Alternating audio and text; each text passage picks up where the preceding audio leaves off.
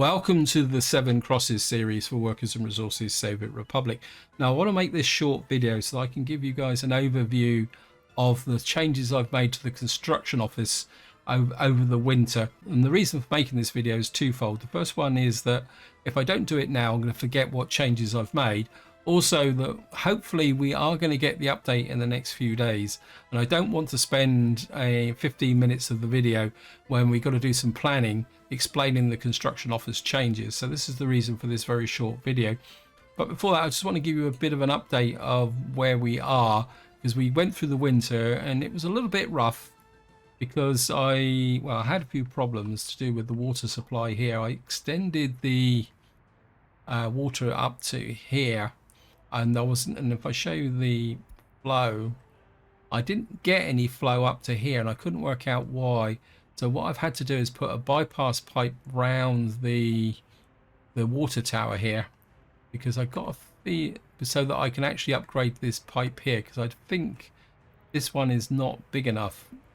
So what I'm going to do is take this one out of the water tower, and we're just going to put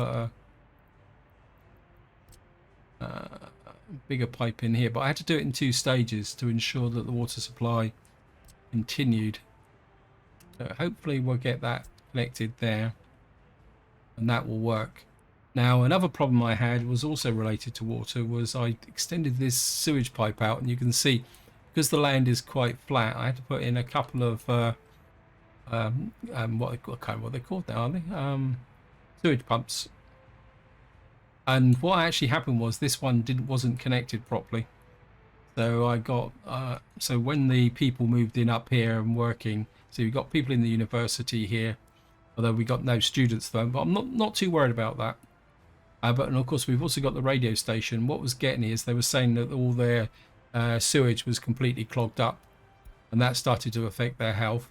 You can see the radio station, I know it's not necessary because one radio station covers the whole map, but I thought it'd just be quite cool to actually have a big radio station in this area. You can see it's improving the happiness, the culture and the loyalty, which is something I needed to do anyway, because I made an even bigger mistake over here with this office block here. And the problem was this footpath just here out of the building, which meant that this was not connected to the food hall.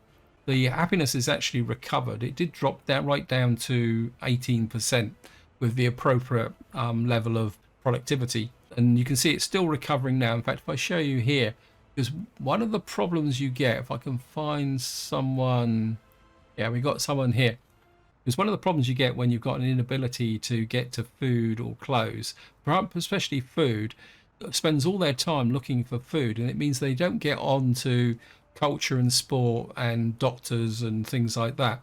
So what happens is this is the reason why I've got 27 still looking for culture, 69 still looking for sport, and of course we've got meat. So when you've got a major failure like that, it can take quite a long time for things to get actually up and working again.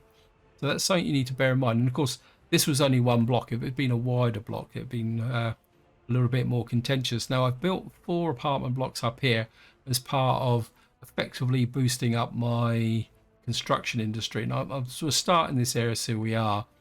And what I've done is I've built a helicopter passenger pickup here, because that means that these helicopter terminals over here are no longer going right across the map to pick up workers. So these now have been set to this terminal here, Zieberman.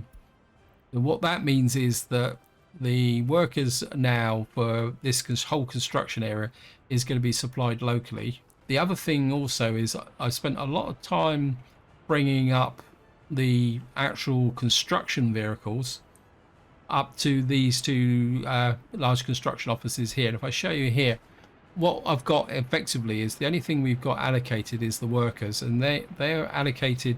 I think this one is allocated to here, and this one is allocated to here, where we got loads and loads of workers. And all the other vehicles in this area, you can see it's a bit mixed up. We've got 1, 2, 3, 4, 5, 6, 7, 8 tower cranes here, we got quite a few open holes because the construction office is set to deliver there. We got excavators, we got pavers and rollers. We got a crane there. We got another roller there. I think we've only got the one paver. No, we got two pavers here. I mean, what I'm doing is treating these two construction offices as one whole, simply because these are never going to deliver materials. Their job is effectively to get the construction cranes and that on site, because the problem with helicopter construction offices is that they are a bit limited on the amounts of other equipment they can provide. You can see here, so we got 3 cranes and 3 excavators on there, and we got there, I think if we look in here you'll probably find that, yeah, we got excavators and cranes in here, and excavators and cranes in here as well. So what these guys will be doing is providing the road crews, but at the same time the helicopters will be delivering the goods. In fact, the way it's going to work is these are just normal helicopter construction sites doing the groundworks, and then what I've got over here is a helicopter construction office. But what I've done here is it's not going to be picking up gravel, it's not going to be providing workers, but what I've done is set this one up so that it's going to go a little bit further than the other ones to pick up the steel and the bricks and prefabs and boards. But what it means is that they won't be pulling them from, where is it, the office over here, because what was happening is I was using so many resources, this was running out. So this office here is going further afield, which means that what it should be able to do is deliver more consistent resources to the overall map. And then the final fix in this part is what I've done is I've brought in a whole load of things up here. In fact, I think I've got an open hole there which shouldn't be there, but it'll be okay. Probably send them somewhere else, but I'll do that off camera. And what this construction office is simply doing is delivering gravel from this location here. So for the bigger building projects, this construction office here, I've set, actually we need to set this to 3 kilometers. And what that will do is cover this whole area when we're building, delivering just the gravel. So that is the changes that I've made to the construction office. And that's partly why I managed to get all this finished very quickly, because I think at one point with this I had something like 2 or I think maybe 3 tower cranes working on it, and of course all the resources were flowing in because the helicopters were delivering it directly, and I think that made a pretty big difference. And I think that is about it. And of course if you look at these construction offices, you need to be 3,000 as well. You see there isn't much left in here. And if you're wondering where I got all those vehicles from, I didn't buy them. Buying the helicopters was expensive, but what I've done is I've effectively looted these here, and what I've done is I've left behind all the, like you can see here, the dumpers and the concrete mixers. In fact, what we probably could do is just pick up these. I think I've got a bit of space for a couple more buses, so just bring them up. And one thing I will say is if you do that, pay attention, because what I found was because I was bringing so many vehicles up, I actually filled up the construction office with open holes. So I ended up having to send open holes back so that they could, oops, that one's full up, so what I can do is get 2 more buses into there.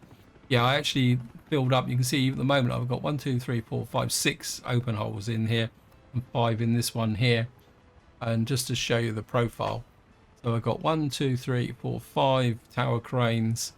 We got 5 open holes, a bulldozer, a excavator, we got a paver, we got a roller in this one, and we've got another paver, another bulldozer, 3 excavators. We've got 2 bulldozers in here and 2 buses and 2 more tower cranes. And we'll soon we'll have 2 more buses in here. So we'll have 4 buses in this one, and we'll have 3 buses in here. So effectively what we'll have on top of the workers being delivered by the helicopters, we'll have 7 buses here delivering workers out to the area. And of course in this local area I had swarms of workers just walking to and up to this area here as well. That is going to be it for this video, because I say I don't want to get into any planning or anything like that, because I don't want to really do any more major planning until I've had a chance to look at the tram networks and the metros.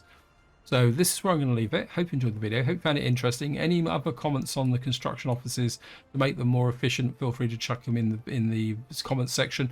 But until next time, whatever you do, enjoy your gaming.